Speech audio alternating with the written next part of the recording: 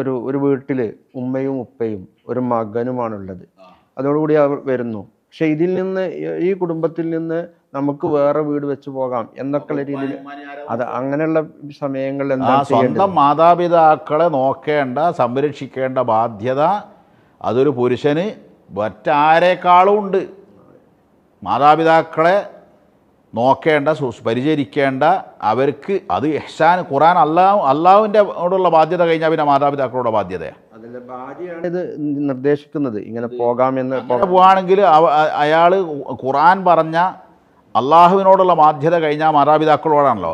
ആ ബാധ്യതയിൽ വീഴ്ച വരുത്തണമെന്നാണ് ഭാര്യ പറയുന്നത്. ലാ താഅത്തലി മഖ്ലൂഖിൻ ഫീ മഅസിയത്തിൽ ഖാലിഖി. അള്ളാഹുവിൻ്റെ കൽപ്പന ധിക്കരിച്ചുകൊണ്ട് ഒരു മഖ്ലൂഖിൻ്റെയും കൽപ്പന ഒരു മുസ്ലിമിനും അംഗീകരിക്കാൻ പാടില്ല.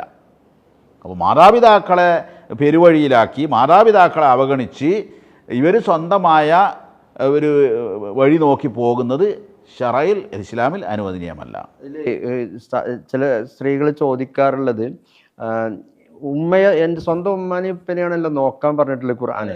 അപ്പോൾ ഭർത്താവിൻ്റെ ഉമ്മനെയും ഉപ്പനെയും നോക്കുക എന്നുള്ളത് എന്നോട് അള്ളാഹ് കൽപ്പിച്ച ഒരു കാര്യമല്ലല്ലോ. ചോദിക്കാറുണ്ട്, എന്ത് ഭർത്താവിൻ്റെ മാതാപിതാക്കളെ പോലെ പരിചരിക്കൽ ഭാര്യയുടെ ബാധ്യതയാണോ?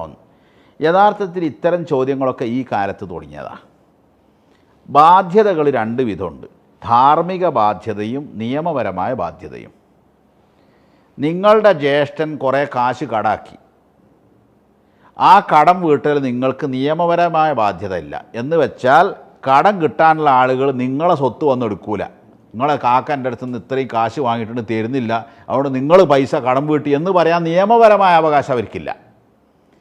പക്ഷേ ജ്യേഷ്ഠൻ ഇങ്ങനെ ഒരു പ്രതിസന്ധിയിലായപ്പോൾ ആ ജ്യേഷ്ഠനെ നിങ്ങൾ സാമ്പത്തികമായി ശേഷിയുള്ള ആളാണെങ്കിൽ സഹായിക്കുക എന്നത് നിങ്ങളുടെ ധാർമ്മികമായൊരു ബാധ്യതയാണ്. എന്നതുപോലെ ഒരു കുടുംബത്തിലുള്ള പെൺകുട്ടി അവളുടെ ഭർത്താവിൻ്റെ മാതാപിതാക്കളെ സ്വന്തം മാതാപിതാക്കളെപ്പോലെ കാണലും അവരെ പരിചരിക്കലും അവരെ ബഹുമാനാദരവുകളോടെ കാണലും ഇതൊക്കെ ധാർമ്മികമായി ഒരു കുടുംബത്തിൻ്റെ സുരക്ഷിതമായ മുന്നോട്ട് പോക്കിന് അനിവാര്യമാണ്. അത് പരസ്പരം കണ്ടറിഞ്ഞ് മനസ്സിലാക്കി ചെയ്യുക എന്നുള്ളതാണ്.